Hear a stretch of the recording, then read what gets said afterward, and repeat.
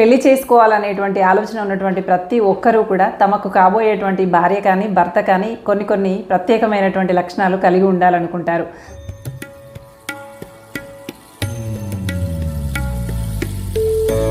అందులో ఎక్కువ మంది కోరుకునేవి ఏంటి అంటే అందంగా ఉండాలని, ఐశ్వర్యవంతులై ఉండాలని, తమ అందచందాలను పొగుడుతూ ఉండాలని, తమ కోసం ప్రాణాలనైనా ఇవ్వగలిగేంతటి ప్రేమ కలిగి ఉండాలని ఏవేవో రకరకాల కోరికలు కోరుకుంటూ ఉంటారు. అది అబ్బాయిలైనా కావచ్చు, అమ్మాయిలైనా కావచ్చు. కానీ పెళ్లి చేసుకోవాల్సినటువంటి అమ్మాయిలో కానీ అబ్బాయిలో కానీ ఉండాల్సినటువంటి లక్షణాలు, నీ స్వేచ్ఛను హరించేటువంటి వ్యక్తి మాత్రం ఎప్పుడు అయి ఉండొద్దు.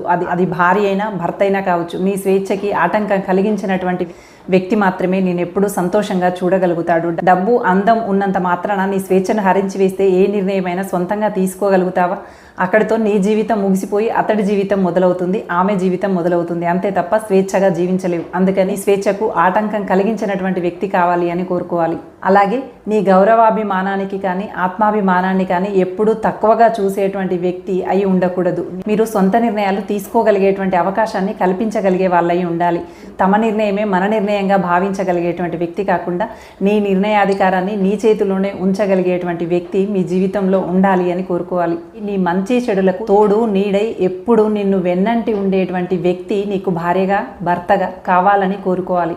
నీ అందాన్ని కానీ డబ్బును కానీ దర్పాన్ని కానీ చూసినటువంటి వ్యక్తి ప్రేమ ఎప్పటికీ ఉంటుందో ఉండదో చెప్పలేము. కానీ నిన్నుగా ఇష్టపడేటువంటి వ్యక్తి ప్రేమ మాత్రం ఎప్పటికీ నిలిచే ఉంటుంది. నిన్నుగా ఇష్టపడి ప్రేమించి గౌరవించి అభిమానించేటువంటి వ్యక్తి ప్రేమ మాత్రం నీ దగ్గర ఏమున్నా లేకపోయినా కలకాలం నిలిచే ఉంటుంది. అందచందాలు, ఆకర్షణ, రూపురేఖలు, డబ్బు ఇవన్నీ కూడా ఆలోచన పరిధి తక్కువగా ఉన్న వాళ్ళు మాత్రమే వీటిని చూస్తారు. విస్తృతమైనటువంటి ఆలోచన శక్తి మొదటి అడుగుతోనే చివరి అంకం వరకు కూడా తమ జీవితం ఎలా ఉండాలో అనేటువంటి ఆలోచన పరిధి కలిగి ఉన్నటువంటి వాళ్ళకి మాత్రమే నేను చెప్పేటువంటి అంశాలు అర్థమవుతాయి.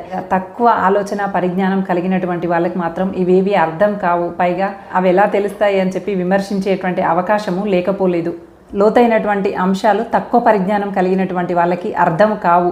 అలాంటి వాళ్ళకి ప్రతిదీ వివరించి చెప్పాలనే ప్రయత్నం చేయటం కన్నా ఊరుకోవటమే ఉత్తమం. ఎందుకంటే వాళ్ళు ఏదైతే కరెక్ట్ అనుకుంటున్నారో అదే కరెక్ట్ అని చెప్పాలనేటువంటి ఉద్దేశంతో ఉంటారు. వాళ్ళు ఏదైతే వినాలనుకుంటున్నారో అది మాత్రమే వింటారు. వాళ్ళు స్వేచ్ఛని హరించకపోవటం అంటే ఏంటో, ఆత్మగౌరవానికి విలువివ్వటం అంటే ఏంటో, నిన్నుగా ప్రేమించడం అంటే ఏంటో ఇవన్నీ అర్థం కావాలంటే కాస్త విస్తారమైనటువంటి పరిజ్ఞానమే ఉండాలి. అందుకని అర్థమైన వాళ్ళు అర్థం చేసుకోండి. ఎప్పుడైతే మీరు పెళ్లి చేసుకుంటారో ఆ క్షణం నుండి ఆ జీవితం మీ ఒక్కరిదే కాదు, 2 కుటుంబాలతో ముడిపడి ఉంటుంది అని ఎప్పుడు మర్చిపోవద్దు. అమ్మ, నాన్న, అత్త, మామ, నిన్ను నమ్ముకొని ఉన్నటువంటి కొంత బంధువర్గము, ఇంకా స్నేహితులు, వ్యాపార రీత్యా వృత్తిరీత్యా సంబంధ బాంధవ్యాలు మొదలైన ఎన్నో అంశాలతో ఒక్కొక్కరి జీవితం అల్లుకొని ఉంటుంది. ఇలా వేరువేరుగా అల్లుకొని ఉన్నటువంటి జీవితము పెళ్లి అనేటువంటి పదంతో ఒక్కటిగా మారుతుంది. అప్పటి నుండి జీవితం ఒక్కరిది కాదు, ఈ ఇరువైపులా ఉన్నటువంటి అత్త, మామ, అమ్మ, నాన్న, బంధువులు, స్నేహితులు అందరినీ కూడా తమవారుగా 2 వర్గాల వాళ్ళు అంగీకరించగలగాలి. అంతే తప్ప భార్యకు సంబంధించిన స్నేహితులు, భార్యకు సంబంధించిన బంధువులు తక్కువనో, లేదంటే భర్తకు సంబంధించిన స్నేహితులు, భర్తకు సంబంధించిన బంధువులు తక్కువనో ఏ క్షణమైతే ఆలోచించడం మొదలు పెడతారో ఆ క్షణం నుంచే మీ బంధంలో అన్యోన్యత సన్నగిల్లుతుంది అని గమనించుకోండి. భార్య అయినా కావచ్చు, భర్త అయినా కావచ్చు, మీ చుట్టూ అల్లుకొని ఉన్నటువంటి బంధంతో అమ్మ, నాన్న, అత్త, మామ, స్నేహితులు, బంధువులు, వ్యాపార వృత్తిరీత్యా ఉన్నటువంటి వాళ్ళు ప్రతి ఒక్కరిని కూడా మీ నుండి విడదీయకుండా వాళ్ళతో పాటు కొత్తగా మీ జీవితంలోకి వచ్చినటువంటి భార్య కానీ భర్త కానీ వాళ్ళందరితో పాటు కలిసి సాగిపోతూ నా వాళ్ళు అనుకోగలిగినప్పుడు మాత్రమే సంతోషంగా జీవించగలుగుతారు. 2 కుటుంబాల వాళ్ళని నా వాళ్ళు అనుకుంటూ వాళ్ళతో కలిసిపోతూ ప్రయాణం సాగించినట్లయితే మీ దాంపత్యం చాలా సంతోషంగా కొనసాగుతుంది. నిన్నే కాదు, నీ బంధాలను, నీ బాధ్యతలను కూడా అర్థం చేసుకునేటువంటి వ్యక్తి నీ జీవితంలోకి రావాలని కోరుకోవాలి.